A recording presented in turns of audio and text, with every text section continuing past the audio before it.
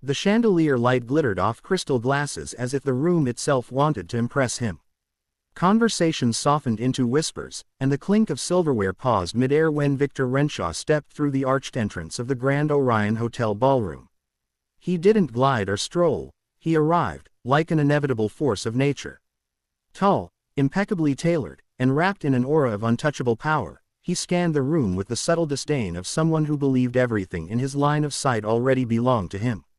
The mayor was the first to rush over, wiping his palms on his jacket before extending a hand he prayed wouldn't shake. Victor barely acknowledged him, offering a dry, that served as both greeting and dismissal.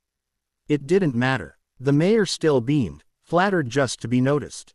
A group of young entrepreneurs watched from a distance, rehearsing smiles in case the billionaire decided to grace them with his attention.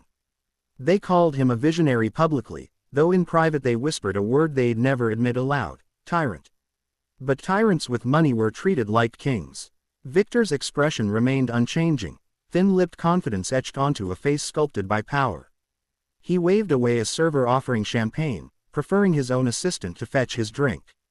The server bowed, cheeks burning with embarrassment, though Victor hadn't spared him a glance. He enjoyed this, the silent fear, the careful deference. It fed something inside him, something dark and hungry. The more they trembled, the more alive he felt. A famous actress approached with a dazzling smile, the kind reserved for directors and billionaires. "Mr. Renshaw, what a pleasure." He cut her off with a lazy flick of his eyes. "Yes, I imagine it is." She froze for a breath before laughing too loudly, pretending his rudeness was charming. Across the room, a journalist scribbled notes. She had survived Victor's interviews before. Today she would avoid eye contact at all costs. Her editor wanted insights, but she wanted to keep her career. One wrong question could exile her from every major event in the city. Victor continued his slow procession, collecting admiration like trophies. He enjoyed the fact that no matter how charitable the event's purpose was, he was the attraction. Not the cause, not the people the gala aimed to help. Just him. The event organizer hurried forward, posture rigid with nerves. "Mr. Renshaw, it's an honor to host you. We've reserved the premier table near the stage, should you wish to make a statement." Victor smirked, amused by the man's stuttering. "Oh, I'll make one. But we're going to do things my way. Move that senator to another table. I don't like his face." He didn't lower his voice. The senator heard him, and still pretended not to. Fear was currency, and Victor was wealthy beyond measure. Flashbulbs popped from cameras near the entrance. A reporter shouted a question about a recent factory shutdown, hundreds of workers laid off. Victor turned slowly, gaze icy. "I don't discuss business with the unemployed," he said, every syllable sharpened to a blade. The room exhaled in a collective wince. Cameras captured every moment, yet no one dared challenge him. Not here, not under the weight of his reputation. He welcomed their silence. Silence meant obedience. He stepped closer to the reporter, lowering his voice just enough. "Take one more photo of me without permission, and you'll never photograph another person again." The threat landed like a punch. The reporter's hands trembled as he lowered the camera. Satisfied, Victor adjusted his cufflinks, platinum, of course, and continued forward, savoring the path that cleared before him, a Red Sea parted not by divine command but by fear. He stopped near the main doors, where the gala's entrance staff watched him with forced smiles and stiff backs. Victor's smirk returned. He liked seeing the terror in the eyes of people who could never afford a ticket inside. Everyone here feared him, and that was exactly how he liked it. Little did he know, the man stationed just a few feet away, holding the door open for guests with a calm, steady demeanor, was about to become the first person in a very long time to tell Victor Renshaw the word he hated most. No. A cold gust swept into the lobby each time the glass doors opened, but Marcus Hale stood firm in his neatly pressed uniform, adjusting his cap every so often with steady fingertips. His job wasn't glamorous. No one asked his name. He was the kind of person people walked past, not toward. But he carried himself like someone who knew exactly who he was, and that his worth didn't depend on money or applause. Victor Renshaw approached the entrance with the same expression he wore everywhere. The world was an inconvenience that existed to be bent around his desires. He didn't slow down as he neared Marcus. In fact, he seemed to expect Marcus to recognize greatness in motion and instantly cater to it. Marcus stepped forward politely. "Good evening, sir. May I see your invitation pass before you enter?" Victor blinked, confused for a split second, unaccustomed to the word may when directed at him. People didn't ask him to show anything. They cleared the path. They obeyed. They feared. "My name is Victor Renshaw," he said, as though that answered everything. "I don't need a pass." Marcus remained unshaken. "Yes, sir, I know who you are. Even so, all guests are required to verify entry. It's for security." Victor chuckled. A low, condescending sound. "Security," he repeated, savoring the irony. "I am security. This gala needs me. I could buy this entire hotel before breakfast." "I imagine you could," Marcus replied calmly, "but tonight, the rule stands." "May I see your pass, please?" Gasps fluttered through the small nearby crowd. Some guests slowed, pretending to check their phones while eavesdropping with wide eyes. The staff exchanged nervous glances. This was the kind of moment that usually ended with someone getting fired. Victor leaned in, his voice dipped in venom. "Do you know who you're talking to, or are you simply too stupid to understand power when it's in front of you?" Marcus breathed out slowly through his nose, grounding himself. He had dealt with angry patrons, drunken executives, furious VIPs. But none of them had made him forget the dignity he wore under his uniform. With respect, Marcus answered, "I don't believe following rules makes anyone stupid." The simplicity of the statement struck harder than a shout would have. It was too logical to argue with, yet too bold for a man in Marcus's position. Victor's jaw tightened. "I don't follow rules," Victor spat. "I write them. Not tonight, sir." The room seemed to freeze over. Victor's eyes flashed, and he raised his voice for all to hear. "This is outrageous. Do you have any idea how much money I plan to donate to this pathetic event?" Marcus's expression didn't change. "According to the guest list, sir, you have not promised any donation." In fact, he paused, giving Victor one last quiet chance to behave. But the billionaire merely glared, daring him to continue. "In fact," Marcus said, "your team filed a last-minute request for VIP treatment without contributing to the fundraiser at all. This gala is for children's shelters, sir. Everyone inside has given something, time or money. Even the staff volunteered extra hours."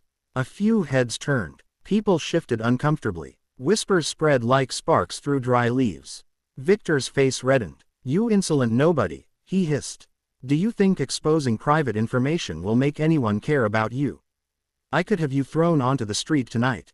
Marcus didn't flinch. "Maybe. But dignity doesn't depend on where you stand, sir. Only how you stand. And I choose to stand by the rules." A camera clicked from somewhere in the crowd. Victor caught the sound, snapped his head toward it, but too late. Photos were already being taken. Not the glamorous, carefully staged kind he paid for. These were different, real, dangerous. Victor rounded back on Marcus. "I demand you let me in right now." Marcus straightened, shoulders squared. "Sir, I can't let you enter without the pass. If you'd like, I can call the organizer to verify." "No, you will obey me," Victor growled. Marcus's voice never rose above steady professionalism.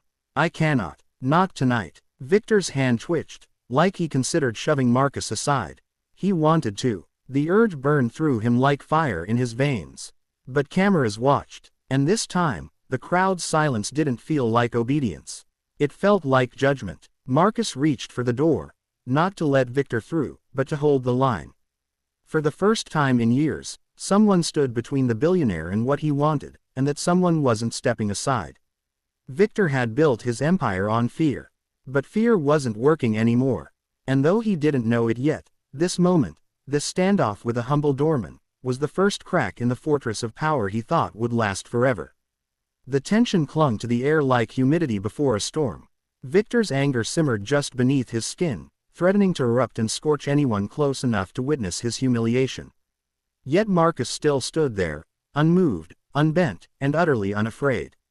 That stubborn steadiness only fanned the billionaire's fury hotter. Victor leaned closer, his voice dropping to a hiss. "I could ruin your life with a single phone call." Marcus responded with a quieter truth. "You could try. The exchange caught the attention of a few more guests lingering near the entryway. The whispers grew into a murmur. Some pretended to look at the floral arrangements or the silent auction preview screens, but their eyes continued to flick back toward the confrontation. Victor's assistant rushed in, out of breath. "Mr. Renshaw, sir, if you'd like, I can retrieve your pass from." Victor snapped. "Silence." The assistant stopped as though struck. Victor glared at Marcus again. This nonsense ends now." But Marcus didn't step aside. He simply waited, hands clasped in front of him like the gatekeeper of something far more important than a hotel ballroom. A soft voice broke through the thick air. Marcus, the event organizer, James Davenport, approached with hurried steps. Sweat dotted his temples, not from the heat, but the fear of a high-profile scene spiraling out of control. He forced a smile that trembled at the edges. "Mr. Renshaw, I apologize for any inconvenience," James said, bowing his head slightly. "There must be some misunderstanding." "There is no misunderstanding," Victor snapped. "Your employee has decided to play guard dog and embarrass me in front of everyone."